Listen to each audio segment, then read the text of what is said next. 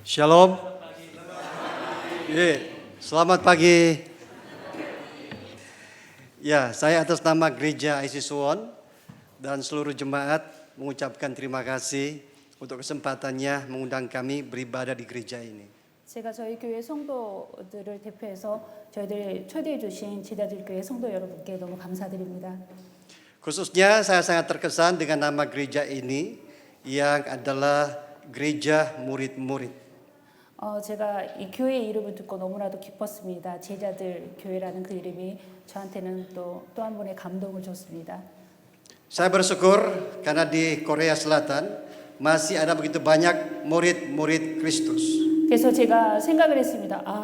한국에는 아직도 이렇게 많은 예수님의 제자들이 있구나라고 그렇게 생각하면서 기뻤습니다. Yang percaya katakan amin.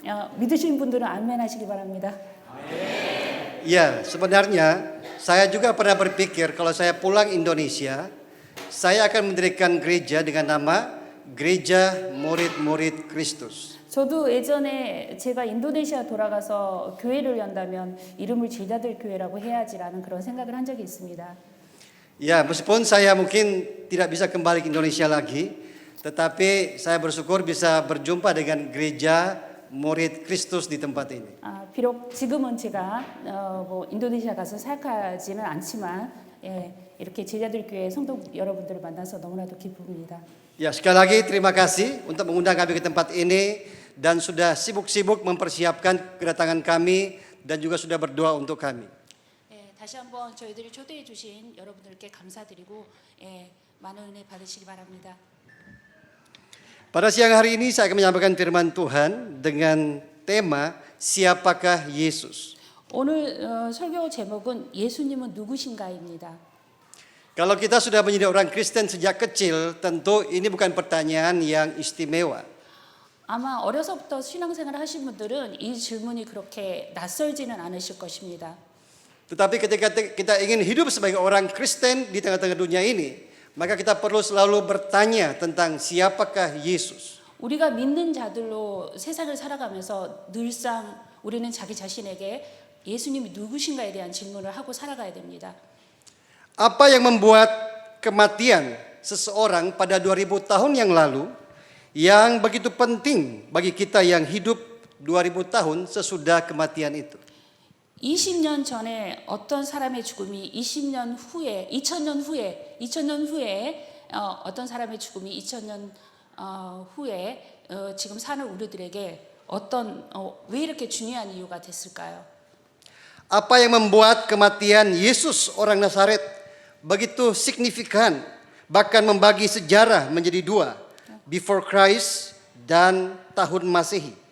예수님의 죽음을 기준으로 해서 예수님 전과 기원 후를 그렇게 인간의 역사를 나눌 정도로 중요한 이유는 무엇일까요? Sesungguhnya apa yang membuat kematian Yesus menjadi begitu penting bagi umat manusia? 무엇이 예수님의 죽음을 그토록 인간에게 의미심장하게 중요하게 되었을까요? Di dalam bahan yang kita baca pada siang hari ini, pada pagi hari ini, di situ Tuhan Yesus mengajar murid-muridnya bahwa anak manusia akan diserahkan ke dalam tangan manusia dan mereka akan membunuh dia dan 3 hari sesudah ia dibunuh, ia akan bangkit.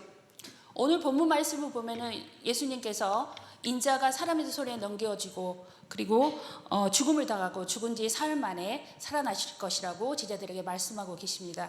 Meskipun Tuhan Yesus sudah berkali-kali mengajarkan hal ini, tetapi murid-muridnya tidak mengerti perkataan Yesus dan itulah yang membuat mereka lari saat Yesus ditangkap dan disalibkan. 예수님은 여러 번에 걸쳐서 제자들에게 이 말씀을 하셨지만 제자들은 그 말씀을 이해하지 못하였고 예수님이 체포당하고 십자가에 달리실 때 제자들은 예수님을 버리고 도망갔습니다. Dari pengajaran Tuhan Yesus kita bisa mendapatkan jawaban. Apa tujuan Yesus datang ke dunia ini dan mengapa ia harus melakukan apa yang harus ia lakukan? 예수님의 가르침에서 우리는 예수님이 어떤 목적으로 이 세상에 오셨고 왜 그렇게 해야만 했는지 답을 얻을 수 있습니다. Di dalam ayat yang kita baca Tuhan Yesus mengatakan bahwa ia datang untuk memberikan nyawanya kepada manusia. 오늘 본문 말씀 보면은 인간에게 예수님의 목숨을 내놓기 위해 오셨다고 말씀하고 계십니다. Di dalam ayat yang kita baca Tuhan Yesus menyatakan seperti apa tujuan kedatangannya dan untuk apa dia mati di kayu salib. 예수님은 자신이 죽으러 오셨고 자신의 죽음의 목적이 무엇인지 왜 십자가에 달리셔야만 하는지에 대해서 설명하고 계십니다. Sehingga pertama-tama kita perlu belajar mengapa Yesus harus dibunuh. 그렇다면 우리는 예수님이 왜 죽임을 당하셔야 했는지에 대해서 생각해 보아야 합니다. Di dalam Markus pasal 10 ayat 45 Tuhan Yesus berkata seperti ini. Karena anak manusia juga datang bukan untuk dilayani, melainkan untuk melayani dan untuk memberikan nyawanya menjadi tebusan bagi banyak orang. 마가복음 10장 45절 말씀에는 인자에 온 것은 섬김을 받으려 함이 아니라 도리어 섬기려 하고 자기 목숨을 많은 사람의 대속물을 주려 함이니라고 말씀하고 계십니다. Di sini Tuhan Yesus dengan tegas mengatakan apa tujuannya datang ke dunia ini dan untuk apa ia menyerahkan nyawanya. 주 예수님은 이 세상에 오신 목적이 무엇이며 왜 자신이 생명을 내놓아야 하는지 단호하게 말씀하고 계십니다. Dalam konteks sejarah, kematian Yesus adalah kematian yang tidak masuk akal untuk dapat memberikan pengaruh kepada dunia. 실은 역사적 맥락에서 볼 때 예수님의 죽음은 세상에 그렇게 큰 영향을 줄 만한 그런 말이 안 되는 죽음이었습니다. Maksudnya seperti ini. Kalau kita mempelajari sejarah hidup para pendiri agama-agama besar di dunia ini, tidak ada satupun yang mati muda. 왜냐하면 세계 주요 종교의 창시자들의 생애를 볼 때 어느 누구도 예수님처럼 젊어서 죽은 사람은 없습니다. Untuk menjadi pemimpin besar, pemimpin sebuah agama besar, tidak mungkin seorang mati muda dan terhina seperti Yesus. 주요 종교자들이 되려면 예수님처럼 젊은 나이에 죽어서는 안 됩니다. 그리고 그렇게 비천한 죽음을 맞이해서도 안 됩니다. Contohnya Musa yang dianggap sebagai pendiri Yudaisme. 예를 들어 유대교 창시자로 여겨지는 모세 같은 경우에는 120세를 영유하고 죽었습니다. Ia mati pada umur 120 tahun. Meskipun dia tidak diizinkan Tuhan untuk memasuki tanah perjanjian Kanaan, tetapi Musa diberikan hak istimewa naik ke atas gunung Nebo untuk melihat tanah Kanaan dan ia mati dalam keadaan damai. 모세는 비록 약속의 땅 가나안 땅을 들어가는 것을 하나님께서 허락을 받지는 못했지만 느보산에 올라가 그 가나안 땅을 바라보는 특권을 누렸고 또 평안한 가운데서 죽음을 맞이했습니다. Siddhartha Gautama, pendiri agama Buddha yang hidup pada abad ke-5 atau ke-6 sebelum Masehi. Dia mati pada umur 80 tahun dan dikelilingi oleh para murid-murid terbaiknya. 기원전 5, 6세기에 살았던 불교 창시자 부다 같은 경우에는 80세의 나이로 출중한 그의 제자들에 둘러싸여서 죽음을 맞이했습니다. Karena itu Siddhartha Gautama juga mati dalam keadaan damai. 아주 평안한 가운데서 죽음을 맞이했습니다. Dan Konfusius yang hidup seabad dengan Siddhartha Gautama, pendiri agama Konghucu, dia juga mati pada umur 72 tahun pada masa usia tua dan dikelilingi oleh para murid-murid terbaiknya. 유교 창시자인 공자 역시 같은 불교 부처와 같은 세계에 살았고 그 또한 훌륭한 제자들에 둘러싸여서 평안한 죽음을 맞이했습니다. Bahkan Muhammad sendiri sebagai pendiri agama terbesar kedua setelah kekristenan, dia meninggal pada umur 63 tahun di pangkuan istri termudanya yang paling ia kasihi. 이슬람의 창시자인 모하med 역시 젊은 아내의 무릎에서 평안하게 죽음을 맞이했습니다. Tetapi Yesus berbeda dengan para pendiri agama besar ini. 그러나 예수님은 이들의 죽음과는 달랐습니다. Kita tahu semua bahwa Yesus meninggal atau mati pada umur 33,5 tahun. 예수님은 33세 5개월 정도 사시다가 죽으셨습니다. Yesus mati pada umur terbaik seorang manusia. 인간의 나이로 봤을 때 아주 활동하기 좋은 나이입니다. Ia mati pada golden age, umur terbaik dari manusia. 황금 시대에 돌아가신 거나 마찬가지입니다. Pada umur yang masih muda, di mana dia bisa melakukan banyak hal yang luar biasa. 젊은 나이에 왕성하게 활동할 나이에 죽으신 것입니다. Dia mati di dalam segala kehinaan. 예수님은 온갖 굴욕 가운데서 죽으셨습니다. Disalibkan pada abad pertama berarti seseorang tidak mempunyai harga sama sekali. 1세기에 십자가에 못 박혀 죽는다는 그런 의미는 아주 그 사람이 가치가 없다는 것을 의미하기도 합니다. Yesus mati di salib, hukuman yang paling biadab sepanjang sejarah umat manusia. 예수님이 인류 역사상 가장 야만적인 형벌인 십자가에서 죽으셨습니다. Dia mati dalam keadaan terkutuk. 저주받은 사람으로 죽으신 것입니다. Itulah sebabnya para murid-murid Yesus lari meninggalkan Yesus pada hari ia ditangkap dan disalibkan. 그런 이유로 예수님께서 잡히시고 십자가에 달리실 때 제자들은 예수님을 버리고 도망갔습니다. Para murid Yesus tidak bernyanyi dan bersukacita menunggu Yesus bangkit pada hari Minggu. 예수님께서 죽으신 지 사흘 만에 다시 살아나실 것을 제자들에게 얘기를 했지만 제자들은 예수님이 살아나실 주일에 기뻐하며 노래하며 기다리지 않았습니다. Mereka semua berada dalam keadaan putus asa, sehingga mereka memutuskan untuk pulang kampung dan kembali melakukan pekerjaan mereka sebagai penjala ikan. 그들은 절망 가운데 빠졌고 다시 그들의 고향에 돌아가서 그 전에 하던 업으로 돌아가기를 결정했습니다. Mengapa mereka meninggalkan Yesus seperti ini? 그들은 왜 예수님을 버리고 다시 그들의 고향에 돌아가서 그렇게 살기를 Karena menurut mereka tidak ada harapan yang bisa ditaruh pada seorang yang mati di atas kayu salib. 왜냐하면 십자가에 달려 죽은 사람에게는 소망이 없다는 것을 알았기 때문입니다. Sementara semua pendiri agama besar mereka mati dalam keadaan usia tua dan mati dalam keadaan damai, dikelilingi murid-murid terbaik mereka, dan ajaran mereka menjadi agama besar dan berpengaruh di dunia ini.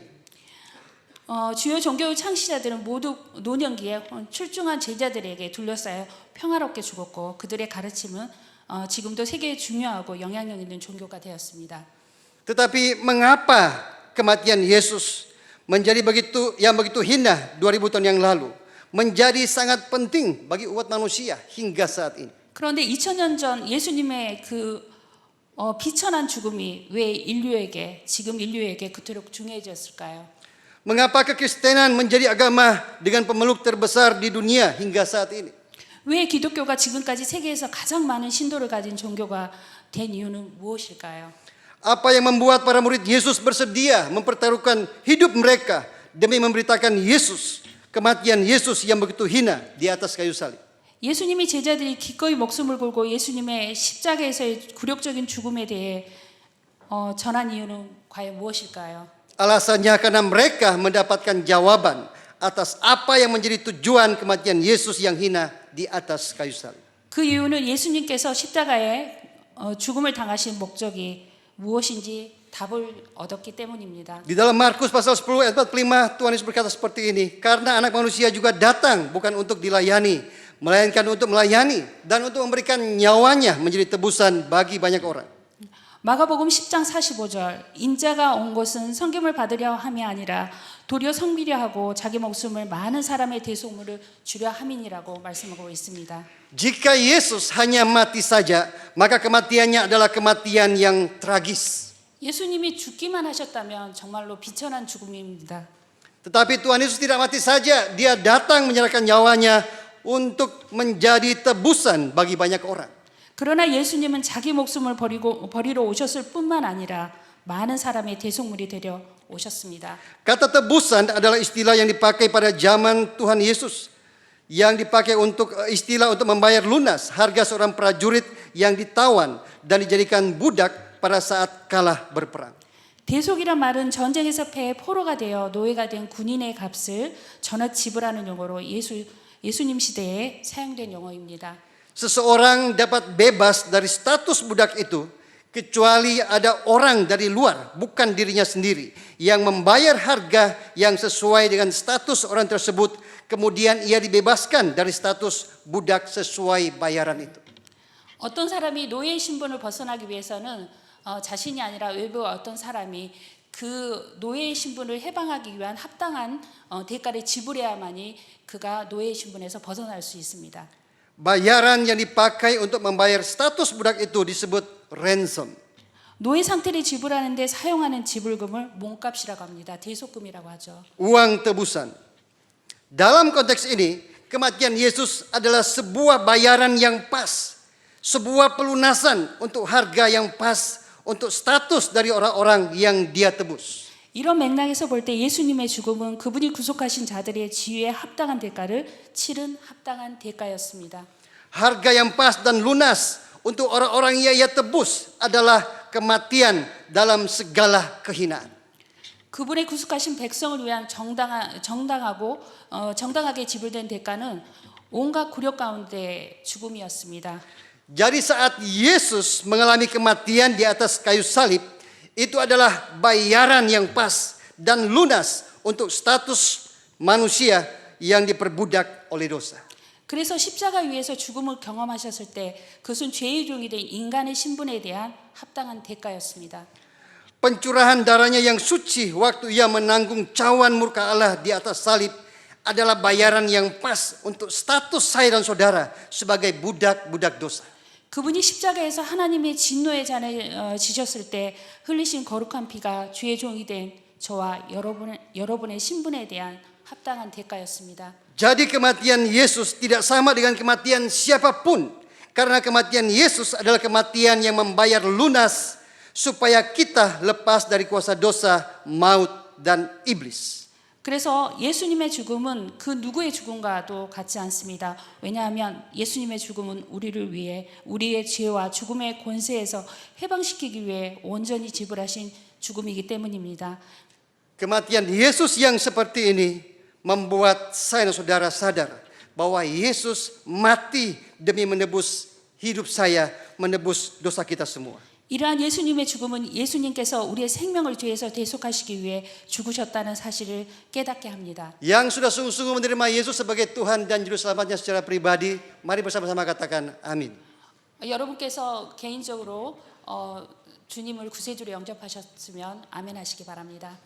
Amin. Yang kedua, mengapa Yesus juga harus bangkit dari antara orang mati? 두 번째는 예수님은 왜 죽은 자 가운데서 다시 부활하셨어야만 했을까요? Saya pikir ini adalah jawaban yang selalu kita dengar setiap tahun saat merayakan Hari Raya Kebangkitan. 제가 생각하기에 여러분은 매년 부활절마다 이런 질문에 대한 답을 들으셨을 것입니다. Khususnya saya juga mendengar dari Bapak Pendeta Iin Guk bahwa gereja ini adalah gereja yang begitu luar biasa di dalam pemuridan. 제가 아까 이인국 목사님하고 대화할 때 여러분들 제자 훈련이 아주 대단히 훌륭하다는 얘기를 들었습니다. Ya, saya sangat bangga karena gereja ini adalah gereja yang sangat kuat secara doktrin. 그래서 그 여러분께서 여러 가지 성경 말씀에 대해서 잘 훈련 받으신 거에 대해서 굉장히 기쁩니다. Ada banyak jawaban atas pertanyaan ini. Kenapa Yesus harus bangkit dari antara orang mati? 이 질문에 대한 대답은 예수님이 왜 죽은 자 가운데서 부활하셨어야만 했는지의 대답은 굉장히 많이 있습니다. Saya hanya menyampaikan dua alasan mendasar kepada kebangkitan Tuhan Yesus dari kematian. 그러나 저는 예수님의 부활에 대한 성경에 나와 있는 그 두 가지 내용에 대해서 살펴보려고 합니다. Yang pertama adalah kebangkitan Yesus adalah kemenangan atas dosa, iblis, dan maut. 첫 번째 대답은 예수님의 부활은 죄와 사탄과 사망에 대한 승리입니다. 1 Korintus pasal 15 ayat 26 tertulis seperti ini. Musuh yang terakhir yang dibinasakan ialah maut. 고린도전서 15장 26절 맨 나중에 멸망받을 원수는 사망이니라 라고 말씀하고 있습니다. Yesus bangkit untuk mengalahkan dosa, iblis, dan maut. 예수님은 죄와 사탄과 죽음을 물리치기 위해 Dalam 부활하셨습니다. kitab Kejadian pasal 3 ayat 15 Tuhan berfirman seperti ini. Aku akan mengadakan permusuhan antara engkau dan perempuan ini, antara keturunanmu dan keturunannya. Keturunannya akan meremukkan kepalamu dan engkau akan meremukkan tumitnya. 창세기 3장 15절에 하나님이 이렇게 말씀하셨습니다. 내가 너로 여자와 원수가 되게 하고 너의 후손도 원수가 되게 하리니 여자의 후손은 내 머리를 상하게 할 것이요 너는 그의 발꿈치를 상하게 하리라 하시니. Ayat ini adalah nubuatan bagaimana Yesus yang adalah keturunan perempuan akan mengalahkan iblis, dosa, dan maut melalui kebangkitannya dari antara orang mati. 이 구절은 여자의 후손인 예수님께서 죽은 자 가운데서 부활하심으로 어떻게 사탄과 죄와 사망을 물리치실 것인지에 대한 예언의 말씀입니다. Sebelum menyerahkan nyawanya, Yesus berseru dengan nyaring di atas kayu salib, sudah selesai. 예수님은 자신의 생명을 버리시기 전에 십자가에서 다 이루었다고 큰 소리로 외치셨습니다. Artinya Yesus telah menyelesaikan tugas yang ia terima dari Bapa saat datang ke dunia ini. 이는 예수님께서 이 세상에 오셔서 하나님께 받은 사명을 다 이루셨다는 선포이신 것입니다. Dan kebangkitannya adalah proklamasi kemenangannya atas iblis, dosa, dan maut. 그리고 죽음에서 예수님의 부활은 죽음에서 사탄과 죄와 죽음에 대한 예수님의 승리를 선포하신 것입니다. Kini kita yang sudah menerima Yesus sebagai Tuhan dan Juru Selamat kita secara pribadi, kita tidak perlu lagi takut dengan iblis, dosa, dan maut. 우리가 예수님을 구세주로 영접하셨다면 더 이상 사탄과 죄와 사망을 두려워할 필요는 없습니다. Karena kuasa kebangkitan Kristus juga ada di dalam diri orang percaya. 왜냐하면 그리스도의 부활의 능력이 우리 안에 있기 때문입니다.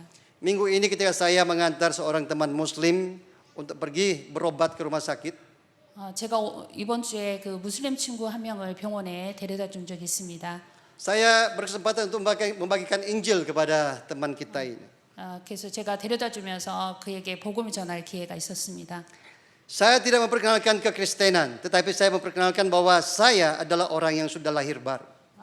저는 이제 기독교에 대한 얘기를 한 게 아니라 제가 어떻게 해서 새로 이제 낳는지에 대해서 새 삶을 사는지에 대해서 그에게 설명을 했습니다. Dan saya bersaksi kepada dia bahwa sungguh berbeda orang yang belum lahir baru dan orang yang sudah lahir baru. 제가 그에게 거듭난 사람과 거듭나지 않은 사람의 삶이 얼마나 다른지에 대해서 그에게 설명을 해주었습니다. Dan dia kaget, kok bisa seperti itu ya? 그 얘기를 듣던 그 친구가 아주 놀라우면서 그렇게 살 수 있어요? 라고 저에게 얘기했습니다. Iya, jadi saya berkesempatan untuk bisa menyampaikan Injil kepada saudara muslim ini. 그래서 제가 그에게 복음을 전하기 시작했습니다. Saya berkata Tuhan Yesus datang ke dunia ini untuk mencari orang-orang berdosa. 예수님께서 이 땅에 죄된 자들을 찾기 위해서 오셨다라고 그에게 얘기를 해주었습니다. Tapi pada kenyataannya semua manusia adalah orang berdosa. 모든 인간은 예수님 오시기 전에 죄인이었다고 그에게 말해줬습니다. Perbedaannya adalah ada orang berdosa yang merasa dirinya berdosa, tetapi ada orang berdosa yang tidak sadar bahwa dia adalah orang berdosa. 세상에 사는 사람 중에서 어떤 사람들은 자기가 죄 짓고 사는 것을 인식하는 사람들이 있는 반면에 또 그것을 전혀 모르고 사는 사람들도 있습니다. Dan Tuhan Yesus sedang mencari orang-orang yang sadar bahwa dia orang berdosa dan memerlukan juru selamat. 예수님께서는 그렇게 자기 죄에 대해서 인식하고 사는 자들을 찾아서 그 영혼을 구원하길 원하십니다. Dan saya terus melanjutkan kesaksian saya bahwa orang yang sudah lahir baru, mereka mempunyai kuasa untuk berkata tidak terhadap dosa. 그래서 예수님을 믿게 된다면 우리가 죄에 대해서 더 이상 죄에 빠지지 않는 그런 능력을 예수님께서 주신다고 그 친구에게 전해 주었습니다. Dan ini membuat dia lebih lagi ingin tahu tentang Yesus. 그걸 듣고 있던 친구가 점점 더 그 예수님에 대해서 듣기를 원했습니다. Dan saya mulai memperkenalkan Alkitab kepada dia, khususnya 4 Injil. 그래서 제가 사복음서에 대해서 그에게 설명을 했습니다. Saya berkata kalau Anda ingin mengenal Yesus lebih jauh lagi, lebih dalam lagi, silakan Anda membaca Alkitab. 예수님에 대해서 지금 들은 예수님에 대해서 너가 더 알기를 원한다면 이 사복음서를 한번 읽어봐라라고 그에게 권했습니다. Ya, di sini kita melihat bahwa kita yang sudah percaya kepada Yesus, di dalam diri kita ada kuasa kebangkitan Yesus yang bisa berkata tidak untuk dosa, untuk iblis, dan untuk maut. 우리에게는 부활의 능력에 예수님의 부활의 능력이 있습니다. 그래서 죄와 사망과 사탄의 권세에서 이길 수 있습니다. Saya berdoa semoga kita semua sambil kita merayakan hari kebangkitan Yesus Kristus, kita memiliki kuasa kebangkitan ini dan berkata tidak untuk dosa, iblis, dan maut. 제가 기도하기는 여러분들도 이런 예수님의 부활의 능력을 다 마음속으로 새기시기 바랍니다. Yang percaya mari bersama-sama kita katakan amin. 믿으시는 분들 아멘 하시기 바랍니다. Yang kedua, kebangkitan Yesus adalah permulaan penciptaan kembali. 두 번째 대답은 예수님의 부활은 재창조의 시작입니다. 1 Korintus pasal 15 ayat 20 berkata seperti ini. Tetapi yang benar ialah bahwa Kristus telah dibangkitkan dari antara orang mati sebagai yang sulung dari orang-orang yang telah meninggal. 고린도전서 15장 20절. 그러나 이제 그리스도께서 죽은 자 가운데서 다시 살아 잠자는 자들의 첫 열매가 되셨도다라고 말씀하고 있습니다. Di dalam surat 2 Korintus pasal 4 ayat 14, Paulus juga menulis seperti ini. Karena kami tahu bahwa Ia yang telah membangkitkan Tuhan Yesus akan membangkitkan kami juga bersama-sama dengan Yesus, dan Ia akan menghadapkan kami bersama-sama dengan kamu kepada dirinya. 고린도후서 4장 14절에 바울 사도는 이렇게 얘기하고 있습니다. 주 예수를 다시 살리시니가 예수와 함께 우리도 다시 살리사 너희와 함께 그 앞에 서게 하실 줄을 아노니. Kebangkitan Yesus sebagai yang sulung dari antara orang-orang mati adalah era baru penciptaan kembali. 죽은 자 가운데서 마다들로 부활하신 예수님의 부활은 새로운 재창조의 시대입니다. Kebangkitan Yesus adalah jaminan dari kebangkitan orang-orang yang percaya kepadanya. 예수님의 부활은 성도의 부활을 보증합니다. Saat kedatangan Yesus kembali, orang-orang percaya yang sudah mati akan dibangkitkan kembali dengan tubuh kemuliaan yang tidak akan menderita sakit penyakit lagi. 예수께서 다시 오실 때 죽은 신자들은 더 이상 질병으로 고통받지 않는 영화로운 몸으로 부활할 것입니다. Demikian juga dengan orang-orang percaya yang masih hidup. 살아있는 신자들에게도 마찬가지입니다. Dengan tubuh kemuliaan ini, orang percaya akan berada di langit dan bumi yang baru. 영화로운 몸으로 신자들은 새 하늘과 새 땅에 있게 될 것입니다. Jadi kebangkitan Yesus adalah era baru dari penciptaan kembali. 그런 이유로 예수님의 부활은 재창조의 새로운 시대라는 것입니다. Semua orang di dalam Adam mati karena dosa. 우리는 영화로운 몸으로 새 하늘과 새 땅에 살게 될 것입니다. Tetapi semua orang yang ada di dalam Yesus Kristus, mereka memiliki roh kehidupan yang baru di dalam Yesus Kristus. 우리는 새로운 영을 예수님께 받을 것입니다. Kita tidak akan lagi mengalami segala sesuatu yang pernah kita alami di langit dan bumi yang lama. 우리는 옛 하늘과 땅에서 경험했던 모든 것을 더 이상 경험하지 않아도 됩니다. Wahyu pasal 21 ayat 4 berkata seperti ini. Dan Ia akan menghapus segala air mata dari mata mereka, dan maut tidak akan ada lagi. Tidak akan ada lagi perkabungan atau ratap tangis atau duka cita, sebab segala sesuatu yang lama telah berlalu. 요한계시록 21장 4장 말씀에 이렇게 있습니다. 모든 눈물을 그 눈에 씻기시며 다시 사망이 없고 애통하는 것이나 곡하는 것이나 아픈 것이 다시 있지 아니하리니 처음 것들이 다 지나갔음이로라. Yang percaya semua katakan amin. 믿으시는 분들은 아멘 하시기 바랍니다. Yang terakhir, apakah kita secara pribadi sudah bertemu dengan Yesus ini? 마지막으로 세 번째입니다. 여러분은 진정으로 예수님을 만나셨습니까? Ini bukan lagi pertanyaan yang bertanya apakah kita sudah percaya atau tidak. 이거는 뭐 믿는다 안 믿는다 그런 의미의 것은 아닙니다. Tetapi apakah kita masing-masing sedang bertemu dengan Yesus secara personal dan semakin dalam? 예수님을 개인적으로 정말 친밀하게 만나셨는지에 대한 질문인 것입니다. Yesus bukan tokoh mitos. 예수님은 신화에 나오는 인물이 아닙니다. Dia adalah tokoh yang ada dalam sejarah. 그는 역사적인 인물입니다. Karena itu kematian dan kebangkitannya juga adalah fakta sejarah. 그러므로 그분의 죽음과 부활은 역사적 사실입니다. Kematiannya adalah harga yang pas untuk menebus dosa saya dan saudara. 그의 죽음은 우리의 죄를 속죄하기 위한 합당한 대가였습니다. Kebangkitannya adalah proklamasi kemenangan atas iblis, dosa dan maut. 예수님의 부활은 사탄과 죄와 죽음에 대한 승리의 선포였습니다. Entah manusia percaya atau tidak percaya, tidak akan mengubah fakta kematian dan kebangkitan Tuhan Yesus. 믿든지 안 믿든 간에 주 예수님의 죽으심과 부활의 사실은 변하지 않습니다.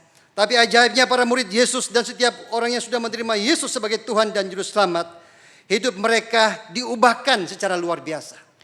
그러나 놀라운 것은 예수님의 제자들과 예수님을 주님과 구세주를 영접한 모든 사람들의 삶이 바뀌었다는 겁니다. Kenapa? Karena mereka sadar bahwa Yesus mati untuk dosa mereka dan mereka sadar betapa jahatnya hati manusia.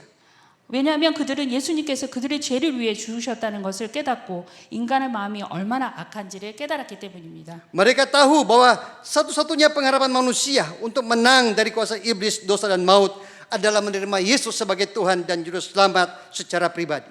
그리고 그들은 인간이 사탄과 죄와 죽음의 권세로부터 이길 수 있는 유일한 희망은 예수님을 개인적으로 주님과 구세주로 영접하는 것임을 알았습니다. Dan karena kebenaran ini, mereka mempertaruhkan segala-galanya, bahkan nyawa mereka. 이 진리 때문에 그들이 가진 모든 것을 심지어 목숨까지 내놓았습니다. Semua murid Yesus berubah. 모든 예수님의 제자들이 변했습니다. Bahkan mereka mati sebagai martir demi kebenaran yang mereka alami. 그들이 체험한 진리를 위해 순교하기까지 모두 변화되었습니다. Dan kita juga semua yang sudah percaya kepada Yesus, hidup kita sedang berubah dan sedang diubahkan oleh Yesus. 여러분은 예수님을 만나셨습니까? 그리고 여러분의 삶이 변하셨습니까? Yesus datang ke dunia ini untuk mencari dan menyelamatkan orang-orang berdosa. 죄를 찾아 구원하시기 위해 이 세상에 오신 예수님. Dan hari ini juga Yesus mengetuk hati setiap orang yang belum menerima Dia sebagai Tuhan dan Juru Selamat secara pribadi. 오늘도 예수님은 그분을 주님과 구세주로 영접하지 않은 모든 사람의 마음을 두드리고 계십니다. Kita berdoa. 기도하겠습니다. Bapa Sorgawi, terima kasih untuk kasih dan setiamu bagi kami orang yang berdosa. 하늘에 계신 아버지, 우리 죄인들을 향한 다시의 사랑과 신실하심에 감사드립니다. Terima kasih telah mengirim anakmu yang tunggal Yesus Kristus supaya kami yang percaya tidak binasa tetapi beroleh hidup yang kekal. 독생자 예수 그리스도를 보내주셔서 믿는 우리로 멸망치 않고 영생을 얻게 하심에 감사합니다. Terima kasih untuk pengorbananmu yang begitu mulia di atas kayu salib. 십자가에서의 영광스러운 희생에 감사드립니다. Terima kasih engkau sudah mati membayar dosa-dosa kami dan bangkit kembali mengalahkan iblis, dosa dan maut dan menjadi yang pertama bangkit dari antara orang mati. 우리의 죄를 대속하시기 위해 죽으시고 사탄과 죄와 사망을 이기기 위해 다시 살아나시고 죽은 자 가운데서 먼저 살아나심을 감사드립니다. Terima kasih karena melalui kebangkitanmu kami tidak lagi takut dengan iblis, dosa dan maut dan memberi kami pengharapan yang sejati. 죽음의 부활로 인해 우리가 더 이상 사탄과 죄와 사망을 두려워하지 않게 하시고 우리에게 참된 소망을 주심을 감사드립니다. Roh Kudus penuhi hidup kami dengan kuasa-Mu dan pakai kami agar dengan sukacita kami memberitakan kabar baik kepada orang-orang yang belum percaya. 성령님, 우리의 삶을 당신의 능력으로 채우시고 믿지 않는 사람들에게 기쁨으로 기쁜 소식을 전할 수 있도록 우리를 사용하여 주시옵소서. Segala kemuliaan hanya bagi Allah Tritunggal dari sekarang sampai selama-lamanya. 영원 무토로 삼위일체 하나님께 모든 영광을 돌립니다. Dalam nama Tuhan Yesus Kristus kami berdoa. 예수 그리스도의 이름으로 기도드렸습니다. Amin. Tuhan Yesus memberkati kita semua. 주님의 이름으로